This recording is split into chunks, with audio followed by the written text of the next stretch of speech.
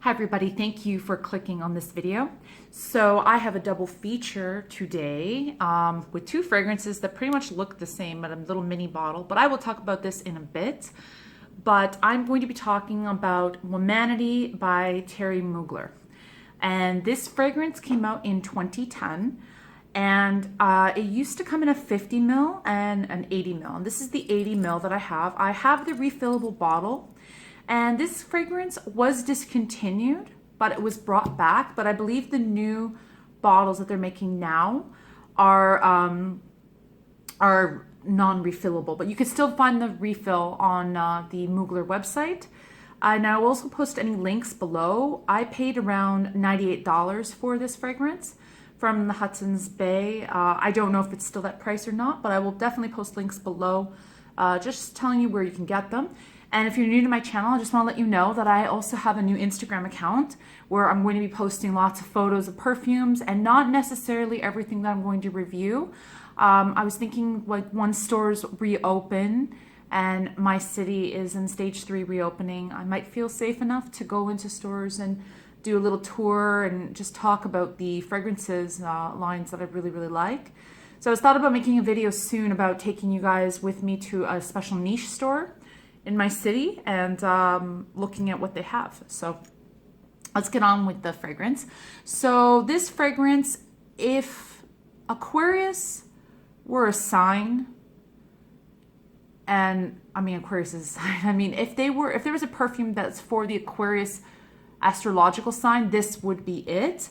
This fragrance is marketed as a feminine fragrance that represents like strength in a woman. And as you can see, the bottle is really, really cool. And this bottle shows like connectivity with women. That's why this chain is here. I don't know, personally, I think it's a little bit futuristic. It looks like something out of like the Aliens franchise.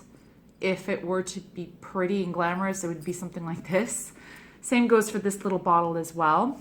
So this fragrance was made by technically 3 groups of perfumers, but I'm only going to mention 2 because they both work for this company called Main Perfumes, and they are just an organization of like various perfumers, some really big names. So I'm just going to name the 2 that worked on this. So his name is Alexis Dadier. And he didn't make too many fragrances. He made a few of Mugler's Mirror collection. So that one is, I think, a boutique exclusive. I haven't even smelt that yet. They have a private collection, which is really, really amazing. So I'll take you one day to look at that. And the Valentina Blush by Valentino. Then it's also made by Ralph Schierger. Sorry if I say that wrong. And he made one of my favorite fragrances, which I don't own yet, and it's called Lipstick Rose by Frederic Malle. He also made Atelier Cologne Orange Sanguine, fantastic fragrance. And also this by the same brand, Vanilla Incense. And he made the original Eau de Merveille by Hermes. So this fragrance only has 4 notes. And it is fig fruit is the top note. Middle note is caviar and fig tree or fig branch, and the base note is fig leaf. That's it. So it's a little bit clean. If you like a nice feminine fragrance, but you don't like the white floral, you know, some people like to call it granny scents. I don't like to be judgmental. It's not in my place to judge what people like, because I'm sure what people think I like could be tacky and ugly, but so it's not my place to say that. But yeah, quote unquote granny scents. If you want something more modern, this is definitely a modern take on this. So I did spray it on my skin. Sorry, I sprayed it here. I'm going to spray it on this wrist, and I'm going to spray it on a piece of paper. So this is really cool. You can actually use this as a ring when you're done.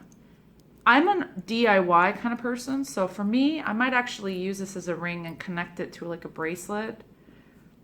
Maybe, because I'm going to have to buy a full bottle of this anyway. Whereas the refills, usually when you buy the refill of like Angel or Alien, it is like 20% off you get. So, okay, so I'm spraying this on the paper. I really like how you don't lose the lid and it's like kind of a ring. But when you flip it over, so one side is a lot looser than the other. If you look closely, you can see one side of the ring is a bit smaller. So that's the side that where this snaps on.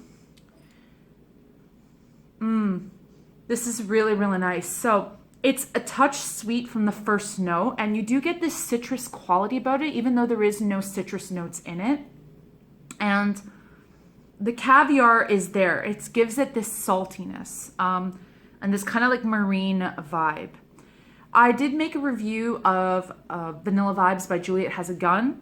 This, if you like that, you will like this because it's quite similar. It smells pretty much the same, except this is fruitier, whereas Vanilla Vibes has the vanilla, and it smells more like a buttered popcorn. But actually, when I first smelled this, I thought it smelled like a buttered popcorn as well. And to be honest with you, I didn't like this at first. I really didn't, and kind of grew on me. So I'm going to spray it on this wrist. I did a close spray, so it's still a little bit shiny. I'm going to smell it. So on my skin, more of the green is coming out. If you like sweet kind of green scents, and I think that's slowly creeping up as well in a lot of women's fragrances, it's really good. What I really like about Mugler is that it seems to have kind of this niche quality, even though it's like a highly designer fragrance. So on my wrist, the fig fruit is there. A little bit more of the caviar scent is coming out more. And it's got the woody notes of the fig tree. Sorry about that. And the fig leaf. So I did spray it on here. And because it's a Mugler, Muglers tend to last longer on the skin than most other fragrances. But I gotta be honest with you. Even though this is an Eau De Parfum, out of the Mugler fragrances, this does not last as long on my skin as, say, Angel does, or Angel Muse, or even Alien. But I do smell it. On my skin, it just smells more like kind of green and salty. The sweetness kind of went away. I've heard some people say that it just smells like a generic fruity floral after a couple hours. I disagree. I think it is unique in its own right. So yeah, this is the Eau De Parfum. And now I'm going to quickly talk about this little guy. So this little guy is a 5 ml deluxe sample splash bottle that I got from France. And this is the same, but this is the Eau De Toilette version. And this came out in 2012 and has the exact same notes, but they've added the top note of strawberry. I was really excited about this. I paid a lot of money for this because it was pretty rare to find. I don't think you can find it anymore. I can send you like an eBay link that I found of it, but on FragranceNet it's even sold out, and I've been waiting for such a long time to get an email back about it being in restock, but it's been a couple of years. I haven't heard anything. So I'm going to give this one a try as well. Now, because it's an Eau De Toilette, it's not bad because being a Mugler, but doesn't last as long as this one. This one, I'd say, lasts about 4 to 5 hours. I do get, if I spray it in my hair, I do get whiffs of it throughout the day, even through my mask. So I'm going to put it here, just in the middle of there. I don't like splash bottles very much, but so I just kind of let it drip down there. And I have tried it here before. And I'm going to also try it on a piece of paper for you. So, as you can see. So the bottle looks pretty much the same. The original bottle of this, and by the way, this is called Womanity Eau pour Elles. And the original bottle looks identical to this, except the chains are like 3 on each side. And the designs, I think, are a little bit different, but it's pretty much the same. So I'm going to smell it on the piece of paper. So on the piece of paper, this is sweeter than the original one. It is a little salty there, but I can smell the strawberry as well.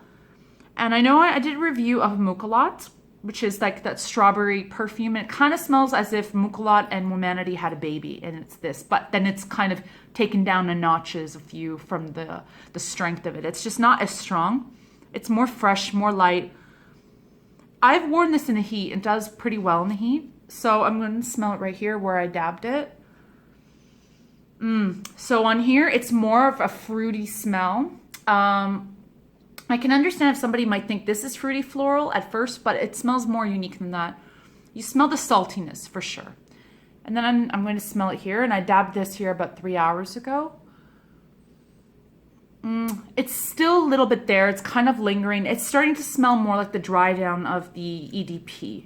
So that's what's kind of interesting about it. I really wish they kept this one going, but yeah, I guess by popular demand, they brought this back. I'm really, really happy they did, because this is definitely one of my favorite fragrances. It's very underrated. Yes, it is a little bit polarizing. It's not for everybody, but I really, truly like it.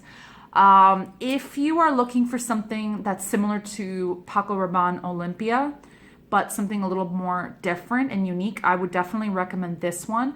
I was recommended Olympia. I was not impressed. I thought it smelled pretty much like a generic fruity floral, as Paco Rabanne fragrances I'm not really a fan of. But anyway, I highly recommend this. And yeah, so I hope you enjoyed my review, and I will talk to you guys soon, and stay safe. Bye-bye.